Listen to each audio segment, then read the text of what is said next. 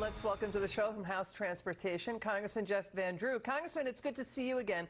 Okay, let's get your reaction to this. Pete Buttigieg is getting roasted on Twitter and social media for what critics are calling a remarkably absurd, off-the-wall comparison. Let's listen to this. Watch.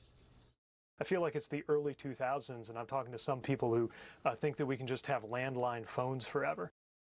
I mean, what is he talking about? Twitter followers are saying, does Buttigieg think the government banned landlines in order to get cell phones? Isn't there a phone on his desk? Did the government even put artificial mandates in place to coerce consumers away from landline phones and mandating everyone to buy cellular ones like they're doing with electric cars?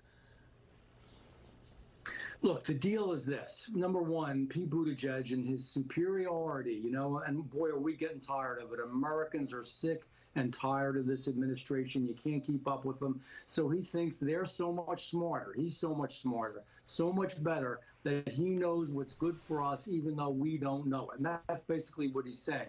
Here's the bottom line. In America, and he should learn this, you win by competition. So cell phones were more convenient. They were mobile.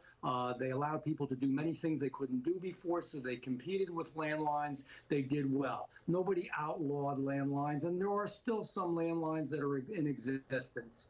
What they're doing with electric cars is just the opposite. They're doing what they always do, Liz. They're forcing stuff on us that we don't want, and they're taking things away from us that we do want. And America is sick and tired of it. Congressman, inflation is about to go up even more. Truckers are warning that. Biden wants them to buy only electric trucks.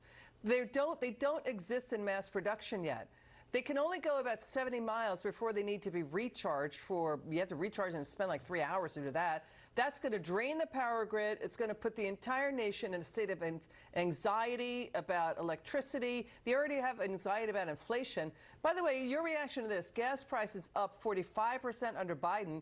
He spent the last 4 years draining the strategic reserves to its lowest level in 40 years. There's only like 18 days of supply left, but he just canceled plans to refill the reserves because oil is too expensive at 85 a barrel. It's going to go to 90 with what's going on with Israel and Iran. He's responsible for this. It's his bad foreign policy. It's his bad domestic policy.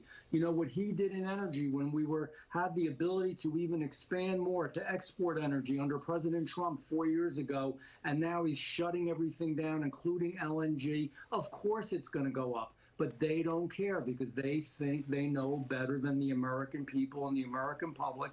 And for their socialist vision of the future, they're willing to sacrifice the American people. They're willing to hurt the American people. Yeah. What he did to the reserves is wrong.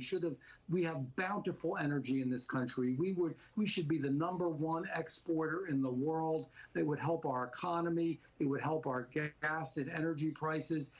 Everything is costing people more, and they feel it. And you know what? He's right. I call it Bidenomics too. So you know what, America? Feel what Bidenomics it is. When you pay more for your gas, when you pay more for your energy to heat your home, when you pay more for everything, you can't even afford to buy a house, to rent a house, to rent an apartment. But he's putting the U.S. dependent on Iran, Russia, and Venezuela, U.S. adversaries. Bank of America is warning voters, expect a summer of high gas. Oil could hit $100 a barrel, if not $95 a barrel. That means $5 gas. OPEC Plus, they met. They're not increasing production. There's a summer of expensive driving, tight supply, escalating demand, intensifying geopolitical tensions in the Middle East. Watch Fox News' Peter Doocy ask the White House press secretary about it. Watch the dodge here. Watch. You guys started draining the Strategic Petroleum Reserve to try and help with the Putin price hike a few years ago. Said you were going to refill it, but now it doesn't seem like that's happening.